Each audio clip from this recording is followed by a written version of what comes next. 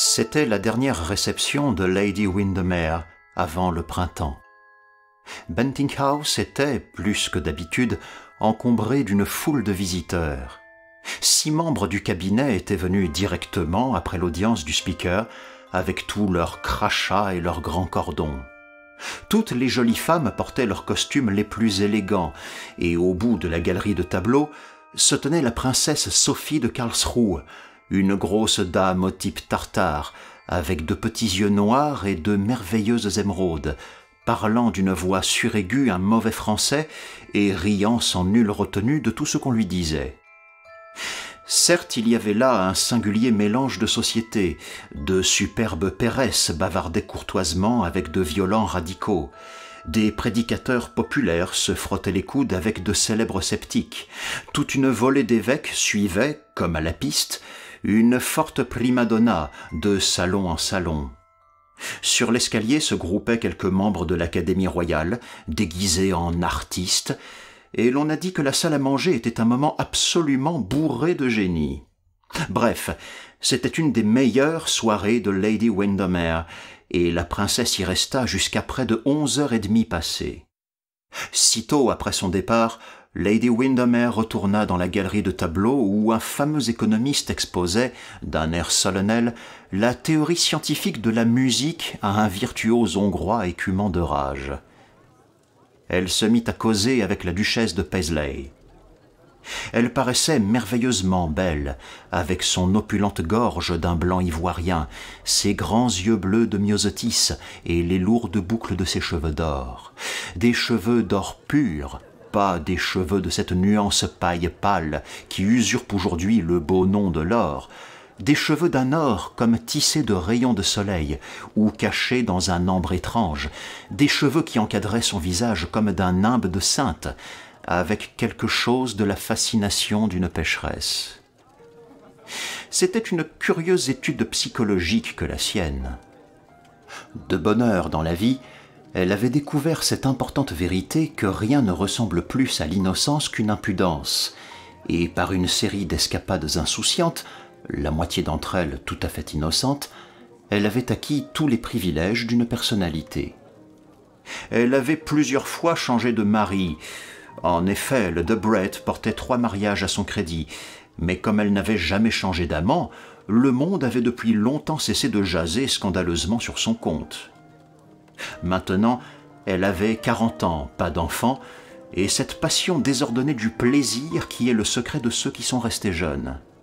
Soudain, elle regarda curieusement tout autour du salon et dit de sa claire voix de contralto: « Où est mon chiromancien ? Votre quoi, Gladys ?» s'exclama la duchesse avec un tressaillement involontaire. « Mon chiromancien, duchesse. Je ne puis vivre sans lui maintenant. »« Chère Gladys, vous êtes toujours si originale !» murmura la duchesse, essayant de se rappeler ce que c'est en réalité qu'un chiromancien et espérant que ce n'était pas tout à fait la même chose qu'un manucure. « Il vient voir ma main régulièrement 2 fois chaque semaine. » poursuivit Lady Windermere. « Et il y prend beaucoup d'intérêt. »« Dieu du ciel !» se dit la duchesse. « Ce doit être là quelque espèce de manucure. Voilà qui est vraiment terrible. Enfin, j'espère qu'au moins c'est un étranger. De la sorte, ce sera un peu moins désagréable. Certes, il faut que je vous le présente. »« Me le présenter ?» s'écria la duchesse. « Vous voulez donc dire qu'il est ici ?» Elle chercha autour d'elle son petit éventail en écailles de tortue et son très vieux châle de dentelle, comme pour être à fuir à la première alerte. « Naturellement qu'il est ici. Je ne puis songer à donner une réunion sans lui. Il me dit que j'ai une main purement psychique, et que si mon pouce avait été un tant soit peu plus court, j'aurais été une pessimiste convaincue et me serais enfermée dans un couvent. »« Oh, je vois !» fit la duchesse qui se sentait très soulagée. « Il dit la bonne aventure, je suppose ?»« Et la mauvaise aussi, » répondit Lady Windermere. « Un tas de choses de ce genre. L'année prochaine, par exemple, je courrais grand danger. À la fois sur terre et sur mer. Ainsi, il faut que je vive en ballon et que, chaque soir, je fasse hisser mon dîner dans une corbeille. Tout cela est écrit là, sur mon petit doigt. Ou sur la paume de ma main, je ne sais plus au juste. Mais sûrement, c'est la tentée la Providence, Gladys. Ma chère duchesse, à coup sûr la Providence peut résister aux tentations par le temps qui court. Je pense que chacun devrait faire lire dans sa main une fois par mois, afin de savoir ce qu'il ne doit pas faire. Si personne n'a l'obligeance d'aller chercher Monsieur Podgers, je vais y aller moi-même. Laissez-moi ce soin, Lady Windermere. Dit un jeune homme tout petit, tout joli, qui se trouvait là et suivait la conversation avec un sourire amusé. Merci beaucoup, Lord Arthur. Mais je crains que vous ne le reconnaissiez pas. S'il est aussi singulier que vous le dites, Lady Windermere, je ne pourrais guère le manquer. Dites seulement comment il est, et sur l'heure, je vous l'amène. Soit. Il n'a rien d'un chiromancien. Je veux dire qu'il n'a rien de mystérieux, d'ésotérique, qu'il n'a pas une apparence romantique. C'est un petit homme gros, avec une tête comiquement chauve et de grandes lunettes d'or. Quelqu'un qui tient le milieu entre le médecin de famille et l'attorney de village. J'en suis au regret, mais ce n'est pas de ma faute. Les gens sont si ennuyeux. Tous mes pianistes ont exactement l'air de pianistes et tous mes poètes exactement l'air de poètes. Je m'en souviens, la saison dernière, j'avais invité à dîner un épouvantable conspirateur. Un homme qui avait versé le sang d'une foule de gens, qui portait toujours une cotte de maille et qui avait un poignard caché dans la manche de sa chemise. Eh bien, sachez que quand il est arrivé, il avait simplement la mine d'un bon vieux clergyman. Toute la soirée, il fit pétiller ses bons mots. Certes, il fut très amusant et bien de tout point, mais j'étais cruellement déçu. Quand je l'interrogeai au sujet de sa cotte de maille, il se contenta de rire et me dit qu'elle était trop froide pour la porter en Angleterre. Ah, voici Monsieur Podgers. Eh bien, Monsieur Podgers, je voudrais que vous lisiez dans la main de la duchesse de Paisley. Duchesse, voulez-vous enlever votre gant? Non, pas celui de la main gauche, l'autre. Ma chère Gladys, vraiment, je ne crois pas que ceci soit tout à fait convenable, dit la duchesse en déboutonnant comme à regret un gant de peau assez sale. Jamais rien de ce qui intéresse ne l'est, dit Lady Windermere. On a fait le monde ainsi. Mais il faut que je vous présente, duchesse. Voici Monsieur Podgers, mon chiromancien favori. Monsieur Podgers, la duchesse de Paisley. Et si vous me dites qu'elle a un monde de la lune plus développé que le mien, je ne croirai plus en vous désormais. Je suis sûre, Gladys, qu'il n'y a rien de ce genre dans ma main, dit la duchesse d'un ton grave. Votre grâce est tout à fait dans le vrai, répliqua M. Podgers en jetant un coup d'œil sur la petite main grassouillette aux doigts courts et carrés. La montagne de la lune n'est pas développée. Cependant, la ligne de vie est excellente. Veuillez avoir l'obligeance de laisser fléchir le poignet. Je vous remercie. 3 lignes distinctes sur la rasquette. Vous vivrez jusqu'à un âge avancé, duchesse, et vous serez extrêmement heureuse. Ambition très modérée, ligne de l'intelligence sans exagération, ligne du cœur... Là-dessus, soyez discret, Monsieur Podgers, s'écria Lady Windermere. Rien ne me serait plus agréable, répondit M. Podgers en s'inclinant. Si la duchesse y avait donné lieu. Mais j'ai le regret de vous dire que je vois une grande constance d'affection combinée avec un sentiment très fort du devoir. Veuillez continuer, Monsieur Podgers, dit la duchesse dont le regard marquait la satisfaction. L'économie n'est pas la moindre des vertus de votre grâce, poursuivit M. Podgers. Lady Windermere éclata en rire convulsif. L'économie est une excellente chose, remarqua la duchesse avec complaisance. Quand j'ai épousé Paisley, Il avait 11 châteaux et pas une maison convenable où l'on pût habiter. Et maintenant il a 12 maisons et pas un seul château. S'écria Lady Windermere. Eh, ma chère, Dit la duchesse. j'aime le confort Reprit M. Podgers. et les perfectionnements modernes et l'eau chaude à mener dans toutes les chambres. Votre grâce a tout à fait raison. Le confort est la seule chose que notre civilisation puisse nous donner. Vous avez admirablement décrit le caractère de la duchesse, Monsieur Podgers. Maintenant, veuillez nous dire celui de Lady Flora. Et pour répondre à un signe de tête de l'hôtesse souriante, une petite jeune fille aux cheveux roux d'écossaise et aux omoplates très hautes se leva gauchement de dessus le canapé et exhiba une longue main osseuse avec des doigts aplatis en spatule. Ah, une pianiste, je vois. Dit M. Podgers. Une excellente pianiste et peut-être une musicienne hors ligne. Très réservée, très honnête et douée d'un vif amour pour les bêtes. Voilà qui est tout à fait exact. S'écria la duchesse se tournant vers Lady Windermere. Absolument exact. Flora élève 2 douzaines de collies à McCloskey et elle remplirait notre maison de ville d'une véritable ménagerie si son père le lui permettait. Bon, mais c'est justement ce que je fais chez moi chaque jeudi soir. Riposta en riant Lady Windermere. Seulement, je préfère les lions aux collies. C'est là votre seule erreur, Lady Windermere. Dit M. Podgers avec un salut pompeux. Si une femme ne peut rendre charmantes ses erreurs, ce n'est qu'une femelle. Répondit-elle. Mais il faut encore que vous nous lisiez dans quelques mains. Venez, Sir Thomas. Montrez les vôtres à Monsieur Podgers. Et un vieux monsieur d'allure fine, qui portait un veston blanc, s'avança et tendit au chiromancien une main épaisse et rude avec un très long doigt du milieu. Nature aventureuse. Dans le passé, 4 longs voyages et 1 dans l'avenir. Naufragé 3 fois. Non, 2 fois seulement. Mais en danger de naufrage lors de votre prochain voyage. Conservateur acharné, très ponctuel, ayant la passion des collections de curiosités.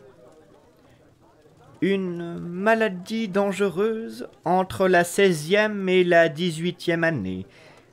A hérité d'une fortune vers la 30e, grande aversion pour les chats et les radicaux. Extraordinaire! S'exclama Sir Thomas. Vous devriez lire aussi dans la main de ma femme. De votre seconde femme. Dit tranquillement M. Podgers, qui conservait toujours la main de Sir Thomas dans la sienne. Mais Lady Marvel, femme d'aspect mélancolique, aux cheveux noirs et aux cils de sentimentale, refusa nettement de laisser révéler son passé ou son avenir. Aucun des efforts de Lady Windermere ne put non plus amener M. de Koloff, l'ambassadeur de Russie, à consentir même à retirer ses gants.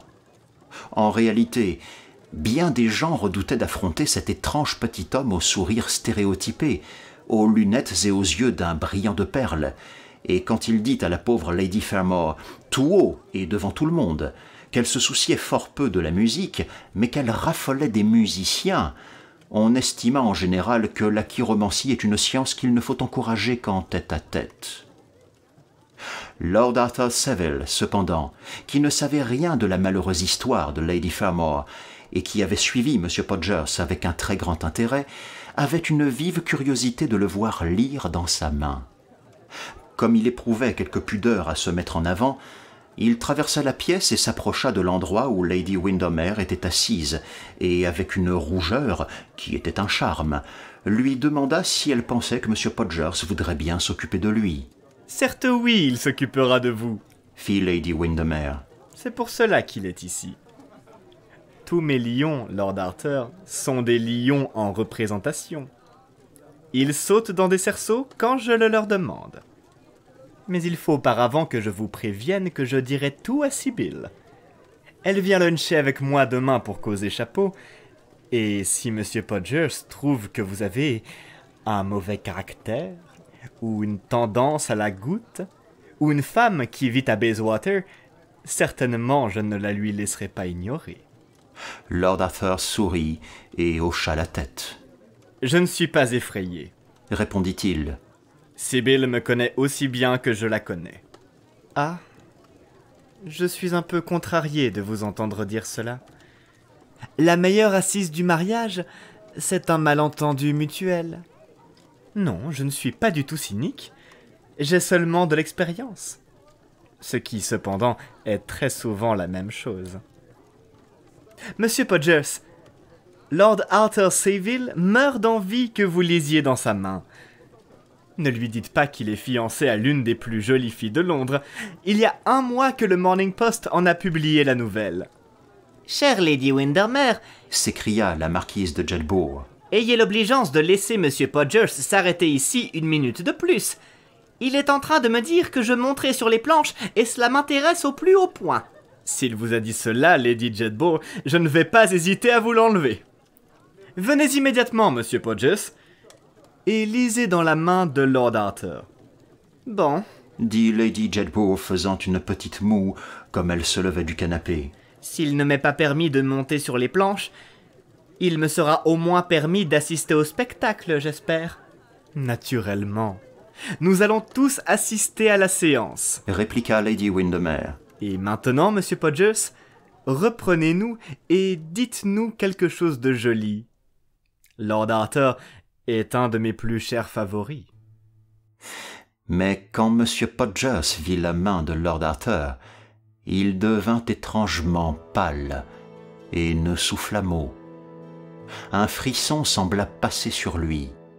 Ses grands sourcils broussailleux furent saisis d'un tremblement convulsif du tic bizarre, irritant, qui le dominait quand il était embarrassé. Alors quelques grosses gouttes de sueur perlèrent sur son front jaune, comme une rosée empoisonnée, et ses doigts gras devinrent froids et visqueux. Lord Arthur ne manqua pas de remarquer ces étranges signes d'agitation, et pour la première fois de sa vie, il éprouva de la peur. Son mouvement naturel fut de se sauver du salon, mais il se contint. Il valait mieux connaître le pire, quel qu'il fût, que de demeurer dans cette affreuse incertitude. « J'attends, Monsieur Podgers, » dit-il. « Nous attendons tous !» cria Lady Windermere de son ton vif, impatient. Mais le chiromancien ne répondit pas. « Je crois qu'Arthur va monter sur les planches, » dit Lady Jedburgh. « et qu'après votre sortie, Monsieur Podgers a peur de le lui dire. » Soudain, M. Podgers laissa tomber la main droite de Lord Arthur et empoigna fortement la gauche, se courbant si bas pour l'examiner que la monture d'or de ses lunettes sembla presque effleurer la paume. Un moment, son visage devint un masque blanc d'horreur, mais il recouvra bientôt son sang-froid et, regardant Lady Windermere, lui dit avec un sourire forcé.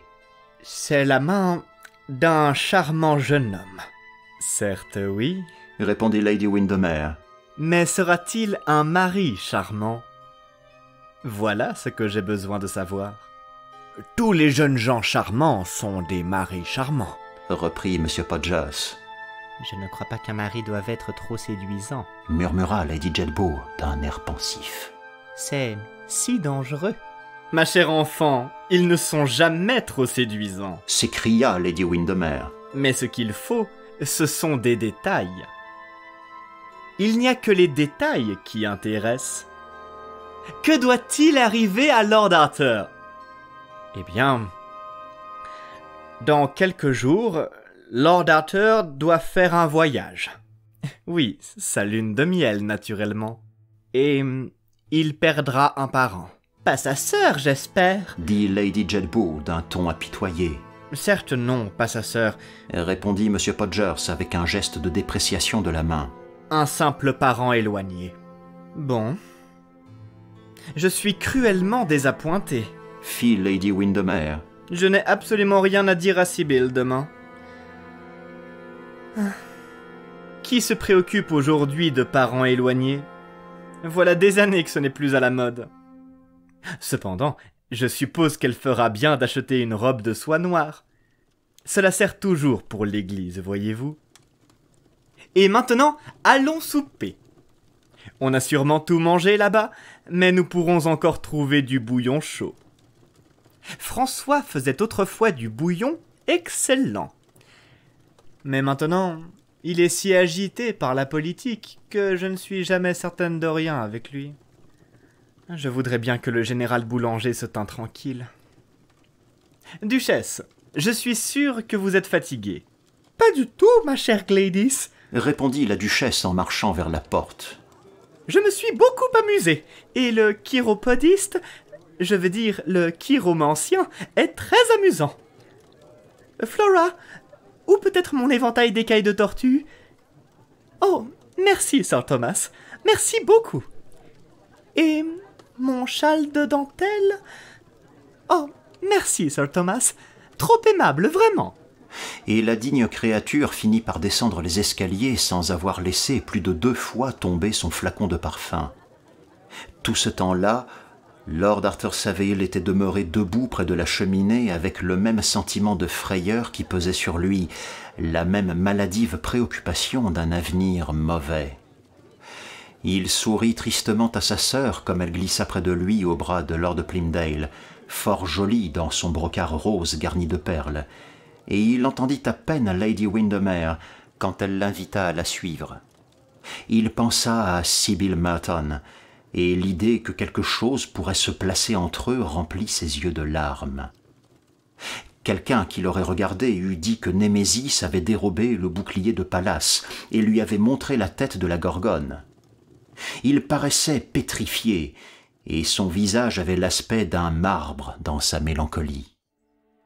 Il avait vécu la vie délicate et luxueuse d'un jeune homme bien né et riche, une vie exquise affranchie de tout souci avilissant, une vie d'une belle insouciance d'enfant, et maintenant, pour la première fois, il eut conscience du terrible mystère de la destinée, de l'effrayante idée du sort. Que tout cela lui semblait fou et monstrueux. Se pouvait-il que ce qui était écrit dans sa main, en caractères qu'il ne pouvait lire mais qu'un autre pouvait déchiffrer, fût quelque terrible secret de faute, quelque sanglant signe de crime? N'y avait-il nul échappatoire? Ne sommes-nous que des pions d'échiquier que met en jeu une puissance invisible, que des vases que le potier modèle à sa guise pour l'honneur ou la honte? Sa raison se révolta contre cette pensée, et pourtant il sentait que quelque tragédie était suspendue sur sa tête et qu'il avait été tout d'un coup appelé à porter un fardeau intolérable. Les acteurs sont vraiment des gens heureux. Ils peuvent choisir de jouer soit la tragédie, soit la comédie, de souffrir ou d'égayer, de faire rire ou de faire pleurer. Mais dans la vie réelle, c'est différent. Bien des hommes et bien des femmes sont contraints de jouer des rôles auxquels rien ne les destinait. Nos Guildensterns nous jouent Hamlet, et notre Hamlet doit plaisanter comme un prince Hal. Le monde est un théâtre, mais la pièce est déplorablement distribuée. Soudain, M. Podgers entra dans le salon. À la vue de Lord Arthur, il s'arrêta et sa grasse figure sans distinction devint d'une couleur jaune verdâtre. Les yeux des 2 hommes se rencontrèrent et il y eut un moment de silence. « La duchesse a laissé ici un de ses gants, Lord Arthur, et elle m'a demandé de le lui rapporter. » dit enfin M. Podgers.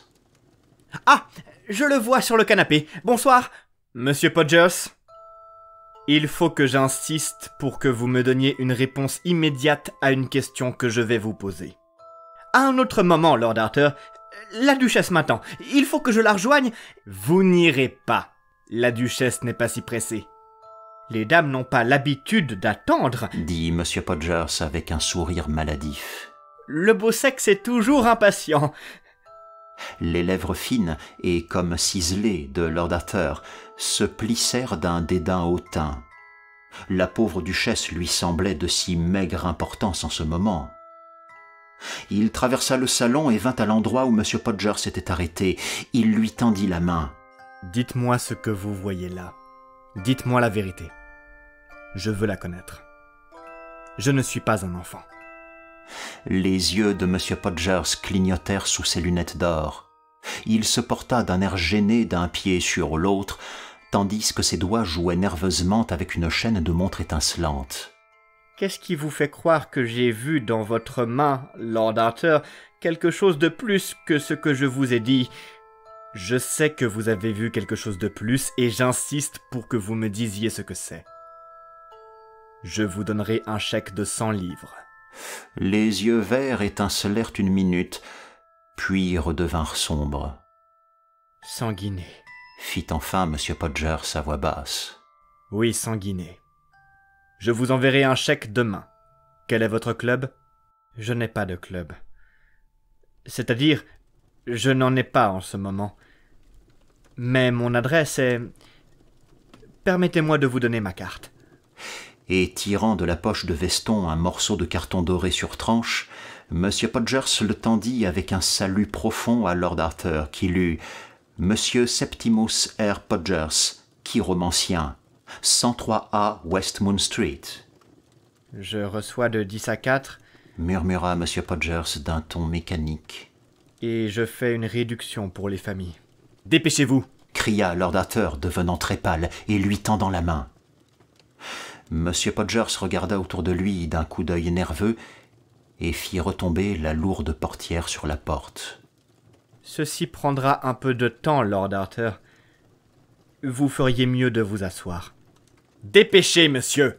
cria de nouveau Lord Arthur, frappant du pied avec colère sur le parquet ciré. M. Podgers sourit, sortit de sa poche une petite loupe à verre grossissant et l'essuya soigneusement avec son mouchoir. « Je suis tout à fait prêt, » dit-il.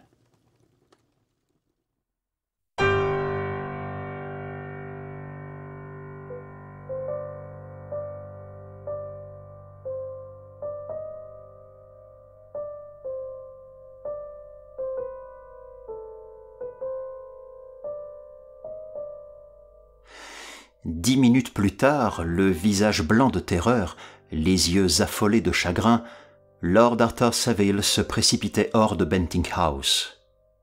Il se fit un chemin à travers la cohue des valets de pied, couverts de fourrure, qui stationnaient autour du grand pavillon à colonnade. Il semblait ne voir ni entendre quoi que ce fût. La nuit était très froide et les becs de gaz autour du square scintillaient et vacillaient sous les coups de fouet du vent, mais ses mains avaient une chaleur de fièvre et ses tempes brûlaient comme du feu. Il allait et venait, presque avec la démarche d'un homme ivre. Un agent de police le regarda avec curiosité comme il passait, et un mendiant qui se détacha d'un pas de porte pour lui demander l'aumône recula d'effroi en voyant un malheur plus grand que le sien. Une fois, Lord Arthur Savile s'arrêta sous un réverbère et regarda ses mains. Il crut voir la tache de sang qui les souillait, et un faible cri jaillit de ses lèvres tremblantes. « Assassin !» Voilà ce que le chiromancien y avait vu. Assassin! La nuit même semblait le savoir, et le vent désolé le cornait à ses oreilles. Les coins sombres des rues étaient pleins de cette accusation. Elle grimaçait à ses yeux au toit des maisons. Tout d'abord, il alla au parc, dont le bois sombre semblait le fasciner. Il s'appuya aux grilles d'un air las, refroidissant ses tempes à l'humidité du fer et écoutant le silence chuchoteur des arbres. « Assassin, assassin !» répéta-t-il comme si la réitération de l'accusation pouvait obscurcir le sens du mot. Le son de sa propre voix le fit frissonner, et pourtant, il souhaitait presque que l'écho l'entendît et réveillât de ses rêves la cité endormie. Il sentait un désir d'arrêter le passant de hasard et de tout lui dire. Puis il erra autour d'Oxford Street dans des ruelles étroites et honteuses. Deux femmes, aux faces peintes, le raillèrent comme il passait. D'une cour sombre arriva à lui un bruit de jurons et de gifles, suivi de cris perçants, et pressé pêle-mêle sous une porte humide et glaciale, il vit les dos voûtés et les corps usés de la pauvreté et de la vieillesse. Une étrange pitié s'empara de lui. Ces enfants du péché et de la misère étaient-ils prédestinés à leur sort comme lui au sien? N'était-il comme lui que les marionnettes d'un guignol monstrueux? Et pourtant ce ne fut pas le mystère, mais la comédie de la souffrance qui le frappa, son inutilité absolue, son grotesque manque de sens. Que tout lui parut incohérent, dépourvu d'harmonie. Il était stupéfait de la discordance qu'il y avait entre l'optimisme superficiel de notre temps et les faits réels de l'existence. Il était encore très jeune. Quelque temps après, il se trouva en face de Marylebone Church. La chaussée silencieuse semblait un long ruban d'argent pâli, moucheté ici et là par les arabesques sombres d'ombres mouvantes. Tout là-bas s'arrondissait en cercle la ligne des becs de gaz vacillants, et devant une petite maison entourée de murs stationnait un fiacre solitaire dont le cocher dormait sur le siège. Lord Arthur marcha à pas rapides dans la direction de Portland Place, regardant à chaque instant autour de lui comme s'il craignait d'être suivi. Au coin de Rich Street, 2 hommes étaient arrêtés et lisaient une petite affiche sur une palissade. Un étrange sentiment de curiosité agit sur lui et il traversa la rue dans cette direction. Comme il approchait, le mot « assassin » en lettres noires lui heurta l'œil. Il s'arrêta et un flux de rougeur lui monta aux joues.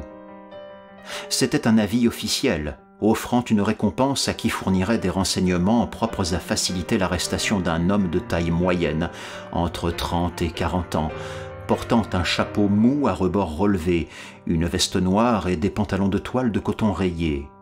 Cet homme avait une cicatrice sur la joue droite. Lord Arthur lut l'affiche, puis il la relut encore. Il se demanda si l'homme serait arrêté et comment il avait reçu cette écorchure. Peut-être un jour son nom serait-il placardé de la sorte sur les murailles de Londres. Un jour, peut-être, on mettrait aussi sa tête à prix. Cette pensée le rendit malade d'horreur. Il tourna sur ses talons et s'enfuit dans la nuit. Il avait un souvenir vague d'avoir erré à travers un labyrinthe de maisons sordides, de s'être perdu dans un gigantesque fouillis de rues sombres, et l'aurore commençait à poindre quand enfin il reconnut qu'il était dans Piccadilly Circus. Comme il suivait Belgrave Square, il rencontra les grandes voitures de roulage qui se rendaient à Covent Garden. Les charretiers en blouse blanche, aux agréables figures bronzées par le soleil, aux incultes cheveux bouclés, allongeaient vigoureusement le pas, faisant claquer leurs fouets, s'interpellant tantôt les uns, tantôt les autres. Sur le dos d'un énorme cheval gris, le chef de file d'un attelage, était juché un garçon joufflu, un bouquet de primes verts à son chapeau rabattu, s'accrochant d'une poigne ferme à la crinière et riant aux éclats. Dans la clarté matinale, les grands tas de légumes se détachaient comme des blocs de jade vert sur les pétales roses de quelques roses merveilleuses. Lord Arthur éprouva un sentiment de curiosité vive, sans qu'il pût dire pourquoi. Il y avait quelque chose dans la délicate joliesse de l'aube qui lui semblait d'une inexprimable émotion, et il pensa à tous les jours qui naissent en beauté et se couchent en tempête. Ces lourdeaux, avec leur voix rude, leur grossière belle humeur, leur allure nonchalante, quel étrange Londres il voyait! Un Londres libéré des crimes de la nuit et de la fumée du jour, une cité pâle, fantomatique, une ville désolée de tombes.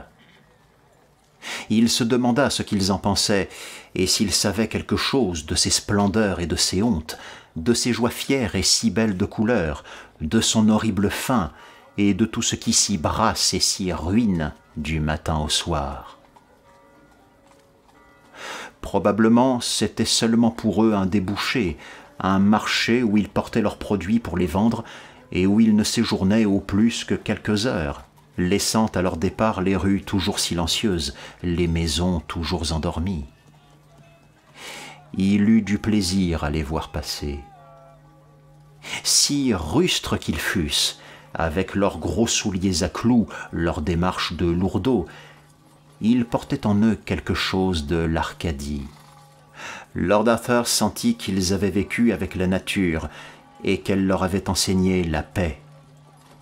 Il leur envia tout ce qu'ils avaient d'ignorance. Quand il atteignit Belgrave Square, le ciel était d'un bleu évanescent et les oiseaux commençaient à gazouiller dans les jardins.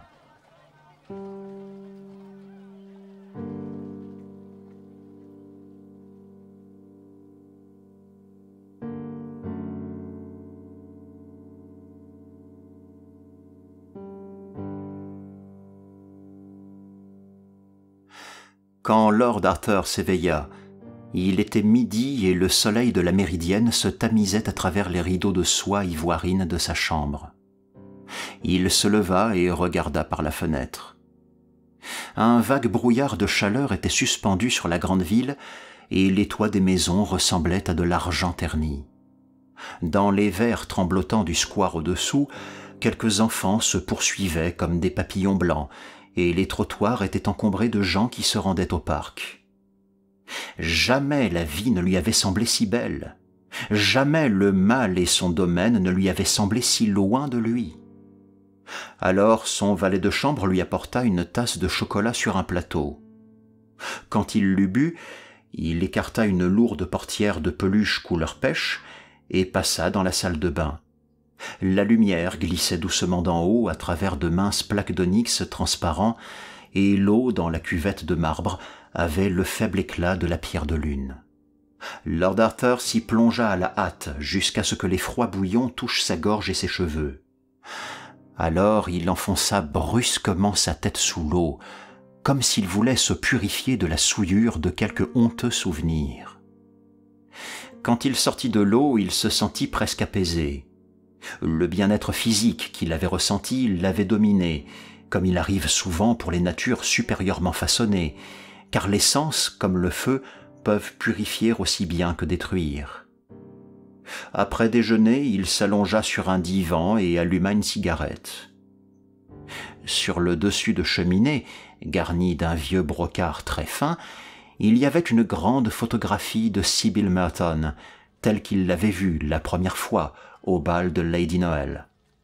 La tête petite d'un délicieux modèle s'inclinait légèrement de côté, comme si la gorge mince et frêle, le col de roseau avait peine à supporter le poids de tant de beauté. Les lèvres étaient légèrement entr'ouvertes et semblaient faites pour une douce musique, et dans ses yeux rêveurs, on lisait les étonnements de la plus tendre pureté virginale.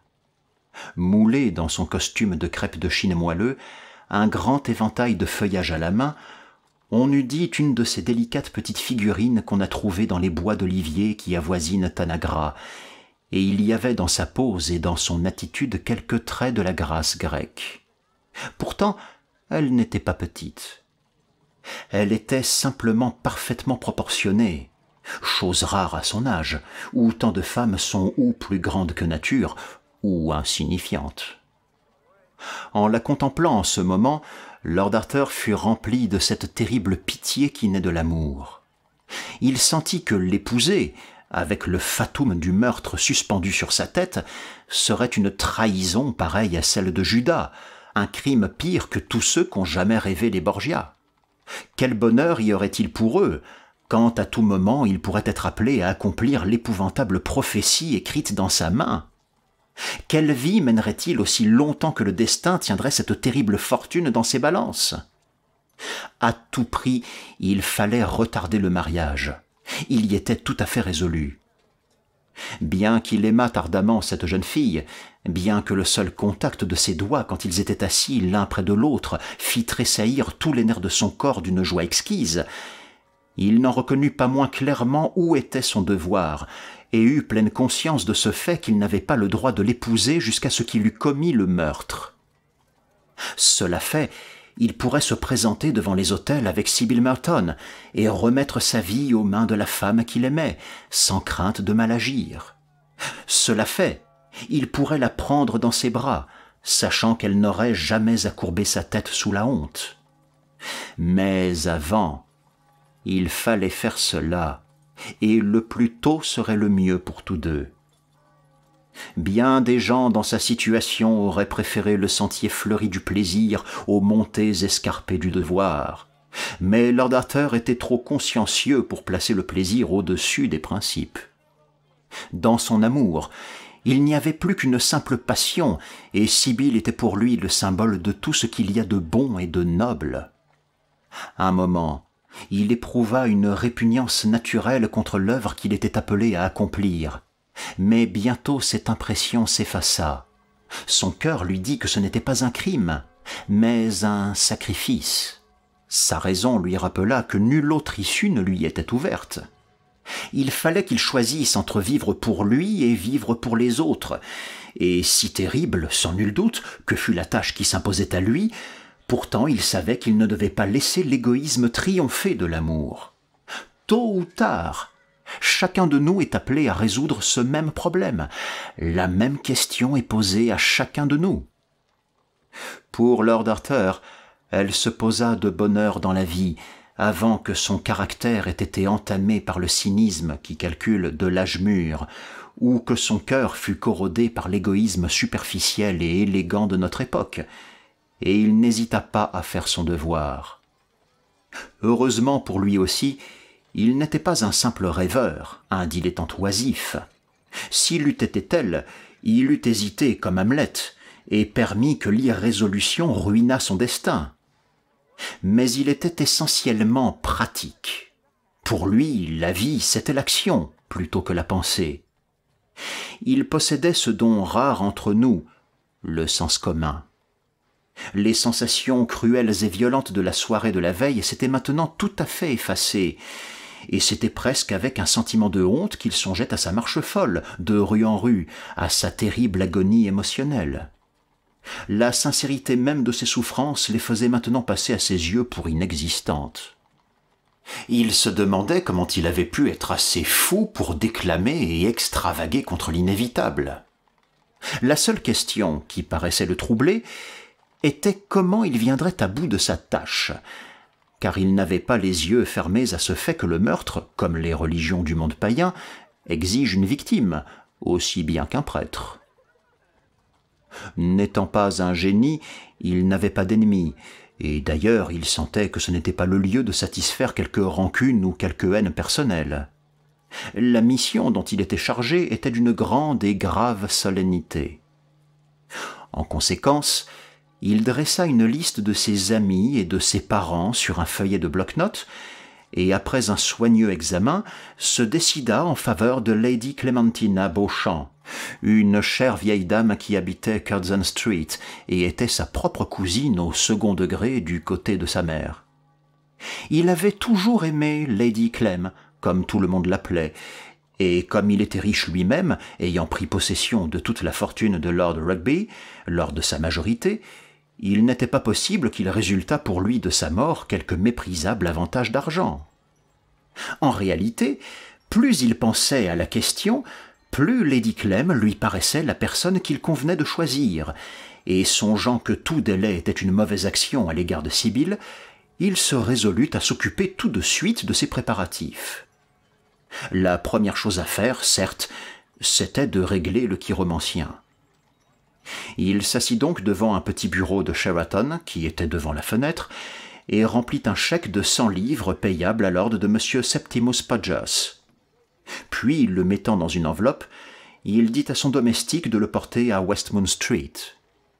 Il téléphona ensuite à ses écuries d'atteler son coupé et s'habilla pour sortir. Comme il quittait sa chambre, il jeta un regard à la photographie de Sibyl Merton et jura que, quoi qu'il arrivât, il lui laisserait toujours ignorer ce qu'il faisait pour l'amour d'elle et qu'il garderait le secret de son sacrifice à jamais enseveli dans son cœur. Dans sa route pour Buckingham Club, il s'arrêta chez une fleuriste et envoya à Sibyl une belle corbeille de narcisses aux jolis pétales blancs et aux pistils ressemblant à des yeux de faisan. En arrivant au club, il se rendit tout droit à la bibliothèque, sonna la clochette et demanda au garçon de lui apporter un soda citron et un livre de toxicologie. Il avait définitivement arrêté que le poison était le meilleur instrument à adopter pour son ennuyeuse besogne. Rien ne lui déplaisait autant qu'un acte de violence personnelle, et en outre, il était très soucieux de ne tuer Lady Clementina par aucun moyen qui pût attirer l'attention publique, car il avait en horreur l'idée de devenir lion du jour chez Lady Windermere, ou de voir son nom figurer dans les entrefilets des journaux que lisent les gens du commun. Il avait aussi à tenir compte du père et de la mère de Sibyl, qui appartenaient à un monde un peu démodé et pourraient s'opposer au mariage s'il se produisait quelque chose d'analogue à un scandale, bien qu'il fût assuré que s'il leur faisait connaître tous les faits de la cause, ils seraient les premiers à apprécier les motifs qui lui dictaient sa conduite. Il avait donc toute raison pour se décider en faveur du poison. Il était sans danger, sûr, sans bruit. Il agissait sans nul besoin de scènes pénibles pour lesquelles, comme beaucoup d'Anglais, il avait une aversion enracinée. Cependant, il ne connaissait absolument rien de la science des poisons, et comme le valet de pied semblait tout à fait incapable de trouver dans la bibliothèque autre chose que Ruff's Guide ou le Bailey's Magazine, il examina lui-même les rayons chargés de livres et finit par mettre la main sur une édition très bien reliée de la pharmacopée et un exemplaire de la toxicologie d'Erskine, édité par Matthew Reid, président du Collège royal des médecins et l'un des plus anciens membres du Buckingham Club, où il fut jadis élu par confusion avec un autre candidat, contretemps qui avait si fort mécontenté le comité que lorsque le personnage réel se présenta, il avait été évincé à l'unanimité. Lord Arthur fut très fort déconcerté par les termes techniques employés par les deux livres. Il se prenait à regretter de n'avoir pas accordé plus d'attention à ses études à Oxford, quand, dans le second volume d'Erskine, il trouva un exposé très intéressant et très complet des propriétés de l'aconitine, écrit dans l'anglais le plus clair. Il lui parut que c'était tout à fait le poison qu'il lui fallait. Il était prompt, c'est-à-dire presque immédiat dans ses effets. Il ne causait pas de douleur et pris sous la forme d'une capsule de gélatine, mode d'emploi recommandé par Sir Matthew, il n'avait rien de désagréable au goût.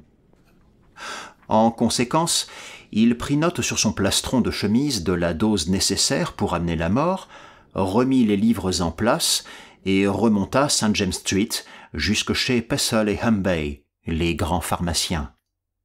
Monsieur Pessel, qui servait toujours en personne ses clients de l'aristocratie, fut fort surpris de la commande et, d'un ton très déférent, murmura quelque chose sur la nécessité d'une ordonnance du médecin.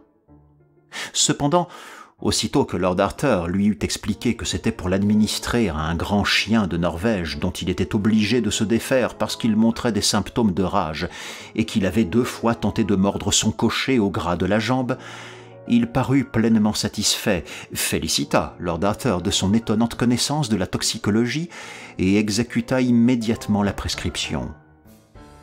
Lord Arthur mit la capsule dans une jolie bonbonnière d'argent qu'il vit à une vitrine de boutique de Bond Street, jeta la vilaine boîte de Pessel et Humbey et alla droit chez Lady Clementina.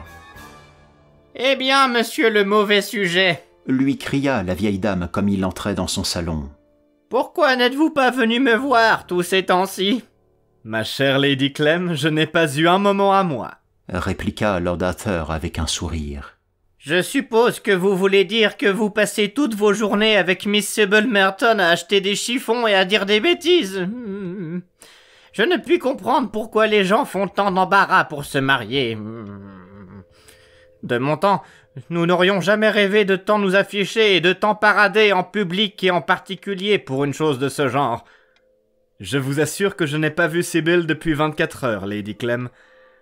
Autant que je sache, elle appartient entièrement à ses couturières. Parbleu! Et c'est là la seule raison qui vous amène chez une vieille femme laide comme moi.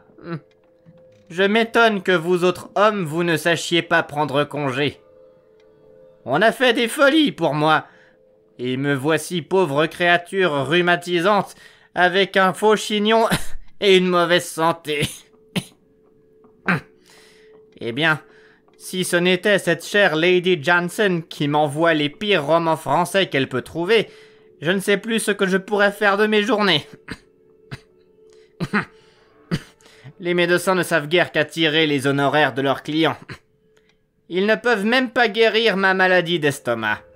Je vous ai apporté un remède pour elle, Lady Clem, fit gravement Lord Arthur.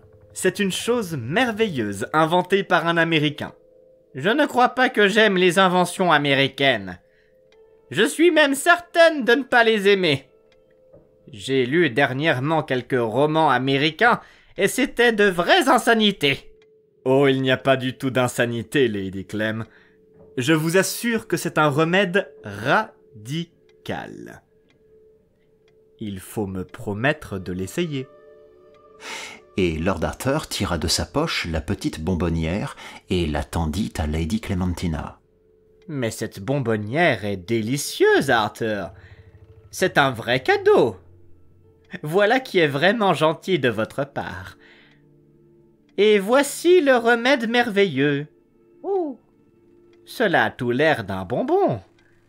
Je vais le prendre immédiatement. Dieu du ciel, Lady Clem, se récria Lord Arthur s'emparant de sa main. Il ne faut rien faire de semblable. C'est de la médecine homéopathique. Si vous la prenez sans avoir mal à l'estomac, cela ne vous fera aucun bien. Attendez d'avoir une crise. Et alors, ayez-y recours. Vous serez surprise du résultat. J'aurais aimé prendre cela tout de suite, dit Lady Clementina en regardant à la lumière la petite capsule transparente avec sa bulle flottante d'aconitine liquide.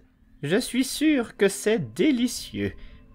Je vous l'avoue, tout en détestant les docteurs, j'adore les médecines.